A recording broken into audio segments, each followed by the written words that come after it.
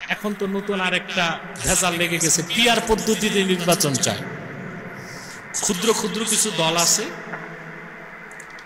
এরা কি পদ্ধতিতে চায়? পিআর পদ্ধতিতে, সংখ্যানুপাতের ভিত্তিতে পার্লামেন্ট মেম্বার নির্বাচিত হবে।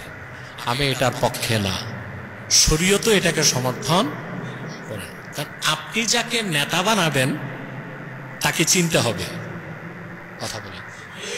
কিন্তু পিআর পদ্ধতির নির্বাচন হচ্ছে ব্যক্তিকে ভোট দিলেন না, মার্কাকে ভোট দিলেন। কাকে?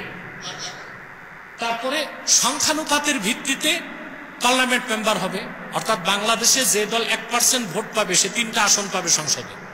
কয়টা? যে 10% ভোট পাবে 30টা আসন পাবে। এটা হচ্ছে সংখ্যানুপাতের ভিত্তিতে আপনার সংসদে নির্বাচিত প্রতিনিধি পাঠানো। কিন্তু আপনি তো আপনার এমপি কি হবে তাই জানলেন না, কথা বলেন। তো পরবর্তীতে দেখা গেল সংখ্যানুপাতের ভিত্তিতে নির্বাচন হয়ে গেল, আপনার এলাকার ভাগে পড়লো এমন এক এমপি যে মাদারজাত চোর। কি করবেন তখন? ওরাম কি থাকবে? আমি কিন্তু গালি দিয়ে নাই। মাদারজাত চোর মানে জন্মসূত্রে চোর, মানে ওর বাপও চোর ছিল, ও কি চোর, কিছু করার থাকবে? 2 নাম্বার সমস্যা যেটা হবে আমি বলে দিচ্ছি, আমাদের দেশের জন্য হুমকি পিআর পদ্ধতিতে নির্বাচন। কেন? বাংলাদেশে হিন্দুদের ভোট আছে লক্ষ লক্ষ। এই হিন্দুরা, হিন্দু বৌদ্ধ খ্রিস্টান ঐক্য পরিষদ যদি পিআর পদ্ধতিতে নির্বাচনে অংশগ্রহণ করে, তা তারা সংখ্যানুপাতের ভিত্তিতে জাতীয় সংসদে অসংখ্য আসন পেয়ে যাবে।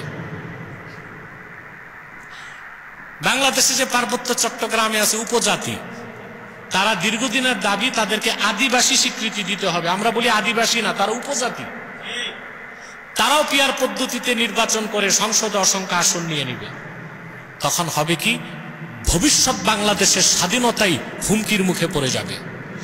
যে সরকার হবে, সরকার যে হবে সে হবে একটা প্যারালাইজড গভর্নমেন্ট, আর দেশ হবে একটা প্যারালাইজড স্টেট। পশ্চিমারা এটাই চায় যে আমাদের দেশটাও দুর্বল থাক, সরকার যে হবে সেও দুর্বল থাক, তখন যা খুশি তা চাপায় দেওয়া যাবে। অতএব আপনাদের এখন চিন্তা করা উচিত, 2-4টা সিট আর আসনের জন্য যারা পিআর করে দেশ গরম করতেছেন, নিজেদের স্বার্থ দেখলেন, দেশের স্বার্থ দেখবেন না, এটা বড় একটা ভুল কাজ হয়ে যাবে।